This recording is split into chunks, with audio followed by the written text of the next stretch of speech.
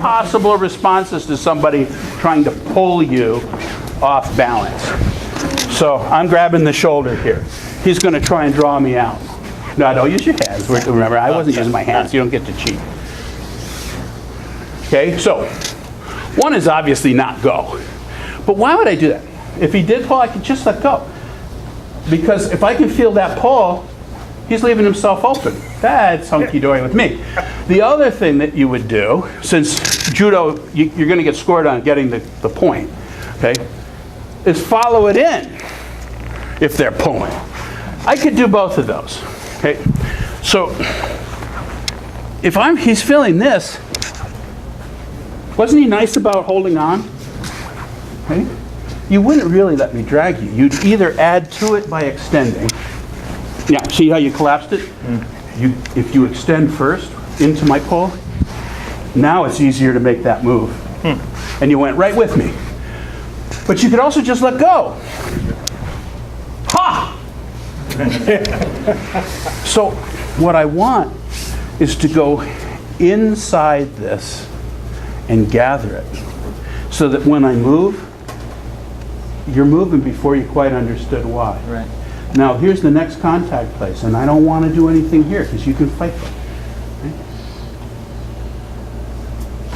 So it's going around your power. So if that happened pretty quickly, you're there. Okay, the basic version, just like what we were doing this morning, lots of footwork. All your basics involve a lot of body movement. So to get the draw here, I would move out here, then I'd rotate around. Okay, eventually you can do this with virtually no footwork. You know? He comes to grab me, boom, he's already over there. Boom. And I didn't move my feet. Okay? In Satomi Sensei's book, there's a picture of two guys on a log bridge over the chasm. That's really the essence of what we're trying to do eventually. Because if I'm on that log bridge over the chasm, I can't be the guy moving offline all the time. So eventually, he's the guy moving off the line, and I just own the space. Aikido got a build as the art where you move off the line and lead the energy, and it caused a lot of Aikido people, not the Tomiki people actually, but it caused a lot of Aikido people to think that you escaped from the original attack and then at some point reconnected and threw them, which is just absolutely ridiculous, and it is not Kazushi on contact. You know, you come with a punch and I just always am going over here. I'm not saying that there are times when you might want to evade, especially if there's another attacker coming. Maybe that was the proper response, but you notice that I didn't do anything to him. So eventually, I think the mindset that you really want to have to learn to do connection work is this is my space. You come with that punch and this is my space, and this is my space, and this is my space. And you're the guy going all over the place. But you don't start the beginners with that. You can't. You have to teach them the geometry, as Sensei was talking about this morning. Okay? So we've done a couple things on the EQ curve. Okay? I want to do this one. Give me two. A lot of people will, bad Aikido people talk about hip power. Okay? He's strong here because he can set up a rectangle. 1, 2, 3. I'm 4. I control only one side of this rectangle. And so, if I try and turn this way, I'm pulling here and pushing here. If I try and turn the other way, which is usually, if you've ever seen a randori where a guy gets grabbed and then he's sitting in the middle of 3 people going, he's running into everything all over the place. So, instead, pick one of these hands to be neutral and it won't move. And then release the other hip. And now you're not running into him. Okay? So if he came to grab me like that, I'm already doing that. He's already shifting the moment he touched. Okay? And basically the way I think of it is, it's like when they first hit you here, put your hands on the hips and push a little. Okay, when they hit this, both hips are engaged equally. And so if he's pushing, it's going into me and into the ground. So then when rotation happens, if it's proper rotation, it's not going to be on your center axis. I am not turning around my spine. I'm turning around either the left or the right pivot point. So if I pivot on this hip and let this hip go, it creates a low pressure zone on this side that he falls into. And if I turn the other way, so what am I doing? I'm vacating the space. His energy comes in to grab and I've already shifted him. Okay? So in this case we're using the shoulders, but it's exactly the same on the hips, and the hips are doing it. So here, get your energy inside this attack. So take this and go. Of course, this is where all the strikes are. Great, okay. So when I do this, you can feel I'm underneath you a little bit. And then when I release here, and then this is just touching. But as this enters, it's like a ratchet. If he tries to return now, I filled the space. It's not pushing, it's just filling the space as he goes. Then if I drop here, so if we were a little faster, he'd touch and I'd already gone here. Now he's up. Okay? And I might complete it, or if he's really decided to fight me, I'll let him release back to the start, and then this becomes really easy. You know, and it's like, that's all up to you. Right? But the moment he touches, he's got, oh, okay. The rest of it's easy. Pick the technique you want to do. Okay? So start with, and first, try and turn on your spine and make sure it doesn't work with your partner. I do not want him giving it to me. I want him really strong. Then enter inside, pick a neutral axis, and draw the other one. Exercise like this. Thank you. I keep telling everybody, take this energy. You know, judo people want to grab it. You don't need to. But you do need to connect. Take this and put it out there behind him. Mm-hmm. You see him shift? Just that. Now I'm connected, I have my energy inside the energy of his attack. So this is a crutch.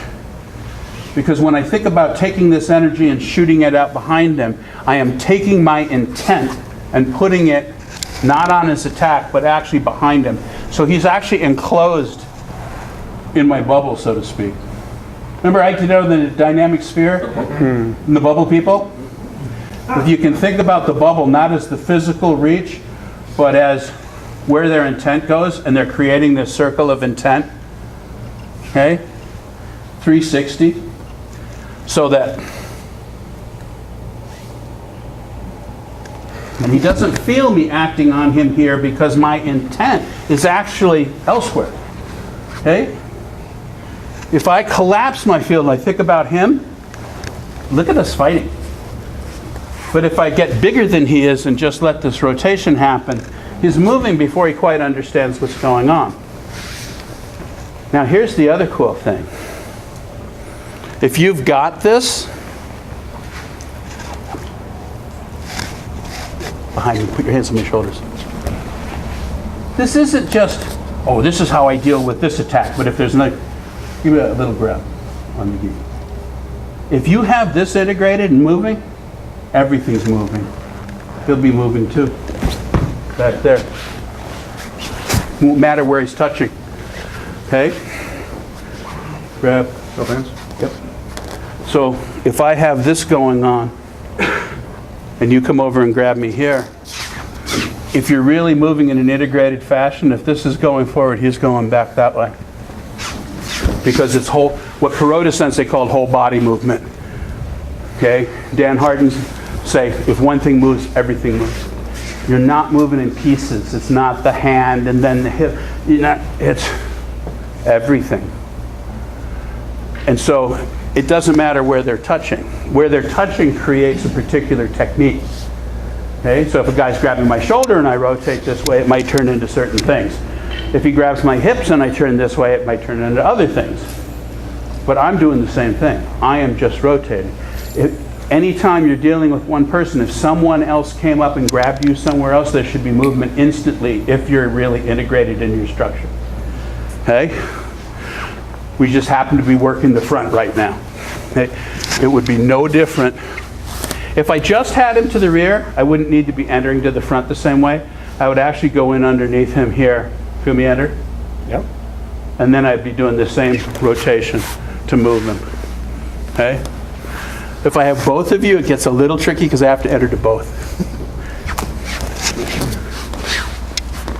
And so this is where you get 360. I really have to kind of go, all right, there I'm behind you, there I'm behind you. Now if I move, both people move. This takes some training to be able to put it in.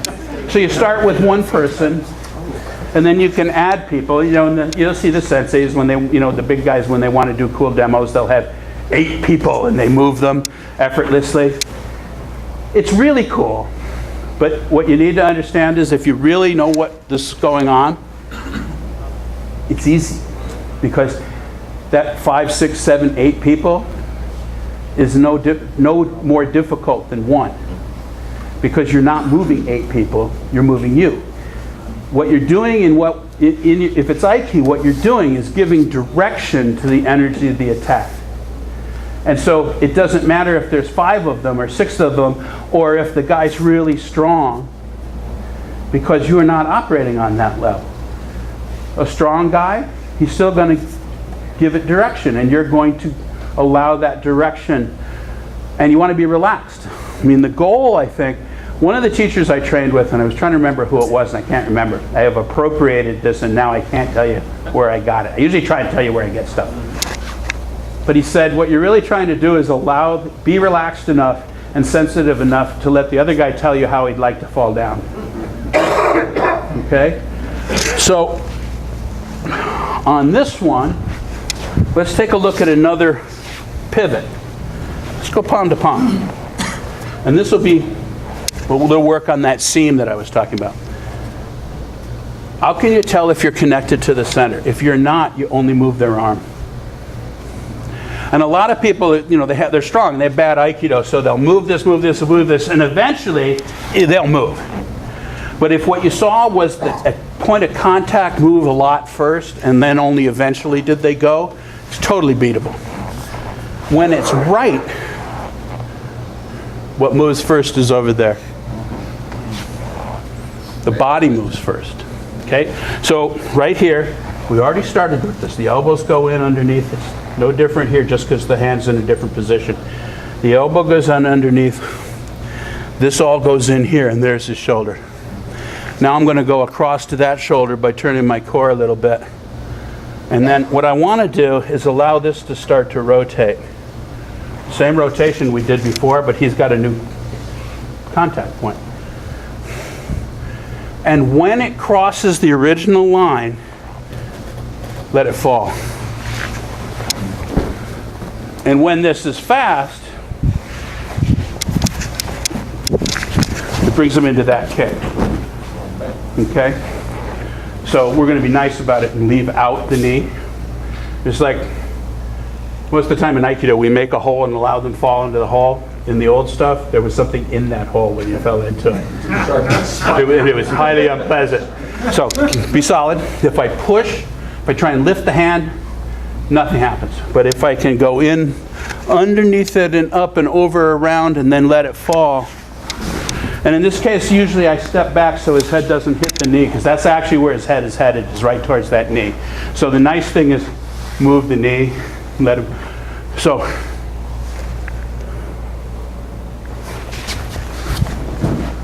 and you look, what am I doing? When I get him up on his edge like this, why isn't he falling back here? Because I'm supporting him. So I'm simply setting up a situation where now I'm using him for support, or he's using me for support. And so the throw is simply take the support away. Stop holding him up. Don't throw him. If this is done a little faster, it starts to look like a pulse.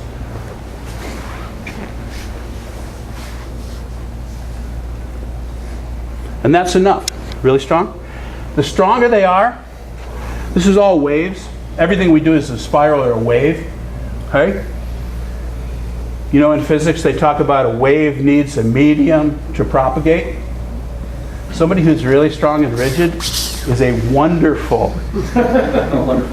Yeah, that's why it's so hard to do stuff on the systemic guys, because they don't have any tension. And getting a wave to flow through them is very difficult. So when they're strong, you see that? Look at it, goes up, hits the floor through his structure, and rebounds. So what if I just let it rebound into a different place? Okay, now for most of you that's above your pay grade, so get the bigger one.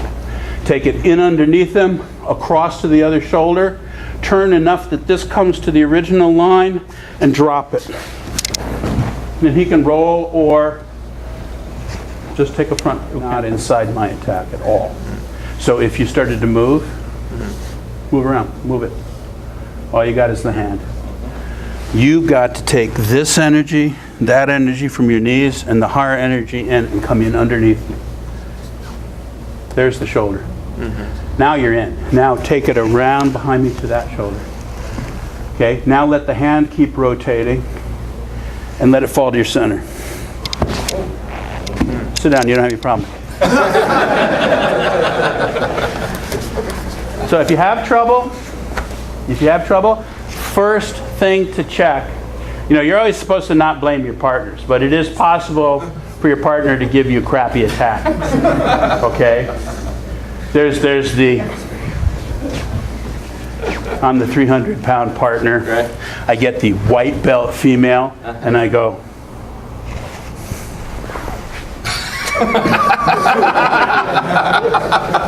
okay? That's the real butthead. Yeah. Then there's the Seattle passive aggressive.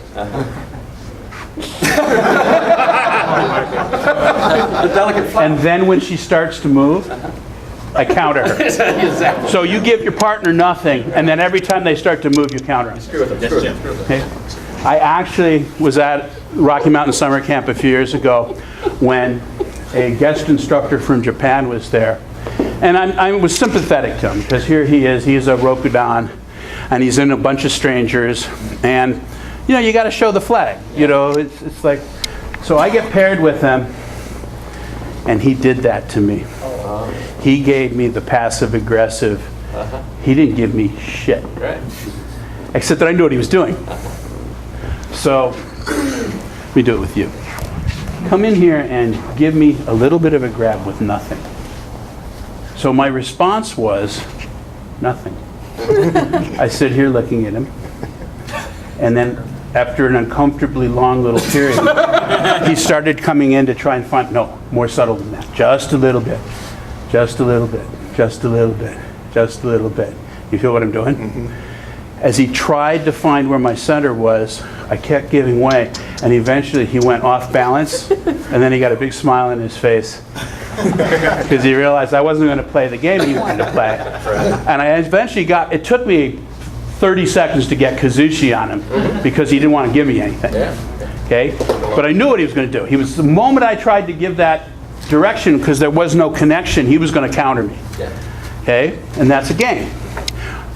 That's fine. I've been training a long time. If somebody wants to play that game with me, I have my own stuff I can do. That's a terrible thing to do to your partner when they're trying to learn, because they just think they're doing it wrong. Okay? The other thing is the moment they start getting it, okay, so come in underneath me, forward from your heart a little more. There, you feel my feet through this structure? That's a pretty good way to tell if you're touching. Ikeda Sensei says touch their spine, but I like to go in a little deeper, just a little deeper. There. If you pushed harder, you'd start to feel it building up because you're touching the floor through my structure. Now, at that point, that's when you have to start rotating. So you come in, more, in, more. There. Now, elbows and knees come in even more underneath me. Come forward. There's the shoulder. There you go. You see this? Look at this. She's actually able to hold me up from that position. Now, as that's happening, rotate around the middle finger. Let the hand rotate. Don't give way, though. Keep pushing. Constant forward pressure. And now she's got this one. We did a different spiral, but it's the same one. Yeah. It's actually the one we did with Sensei this morning. Okay? That's being a good partner. I felt it. When it wasn't right, I helped her get it a little more right. But what people do, and especially if you're training with competitors, because their default setting is to fuck up what you're doing because that's how they fight. That's our job. And so the moment she hits the shoulder, I release the hip. Can't get me. She can't learn that way because I just reorganized. And slow, when we're doing slow technique, you can always reorganize. You know, so you need to take the ukemi. I'm not going to give it to her. She doesn't get it right, she's going to feel that she's pushing on me or pulling on me. It's not going to go. But when she gets it, take the ukemi, because what you want to do with this stuff as uke is allow the spiral they're running to express itself fully through your body so they can see it. It's like, if I move this hip, wow, that shoulder moved. And if I take my head in like this, oh, they went down on their butt. You have to allow them to see the effect of all this stuff. And, you know, if you train with Dan Harden, this is a man who, if he didn't want you to move, you would not move. If he grabbed you and decided that you weren't going to move, you will not move at all. And yet he takes lovely ukemi. He was at a seminar and he took class when some of us were teaching. And he just did the class. And afterwards, one of the things he said, well, you know, see, I'm not a bad guy. You know? And I said, the thing I was watching the whole time was how much fun your partners were having. That's the mark of a great partner, is if your partner has fun. That they feel like they got a lot out of working with you. Because anybody who's any good can go in and show somebody who's junior to them what a bunch of losers they are. Who, you call yourself a Yondan? I laugh at you. Who cares? That's just a big ego trip. And the fact of the matter is, there's somebody that can do that to me. Yeah. You know, I train with people who can do that to me effortlessly. And so, you know, train with people who are over your head. That'll keep you humble. And then when you train with people who are junior to you, invest in their getting better. And that's how the system gets passed on in some kind of quality way. And that was not, in fact, how I was trained. But I'm trying to make things better. Okay? Do I have like 3 minutes? 3 minutes, you got it. I want to show you something about dropping. I got this from Popkin Sensei. And it was one of the best things I ever had. Okay, so you get somebody a little screwed up, and now it's time to take them down. And what everybody tries to do is drop from the contact point back. So this is what tries to go down first. See my butt go up, my shoulders go forward?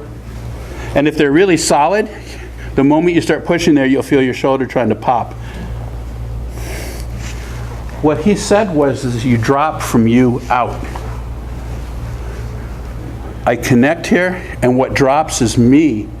So my knees and elbows and spine start going to the floor.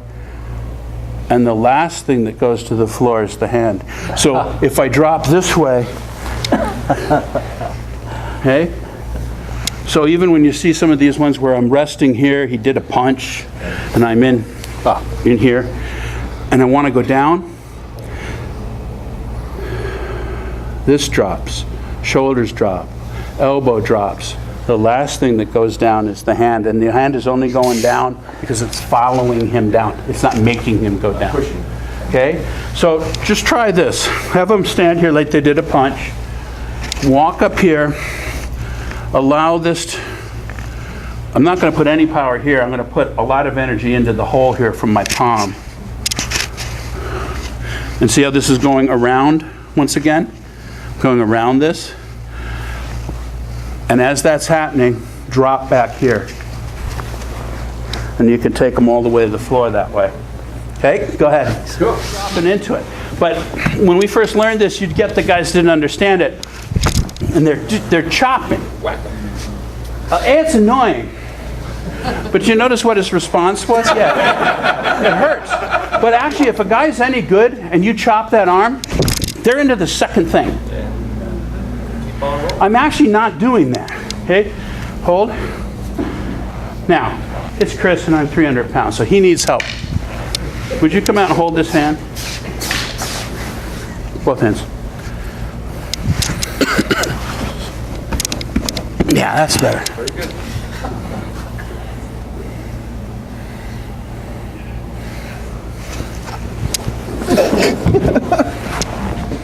And how much pressure did you feel on the arm? I mean, there's some. Some, but it did not increase dramatically. And I moved both of them. I start sinking into it. That's what you're shooting My for. tailbone. If I had put my power into that, they would have buried me. Sure. Okay? So you're always going around the power. You're using your core both horizontally and vertically, which of course eventually creates a sphere. And a lot of times in Aikido, we're expressing that with our hands up here and stuff, and people get caught by this. It's not here, it's here. The hand is expressing that. It's giving direction to it, but the power's all back here. Okay? So hopefully that'll be useful for everybody.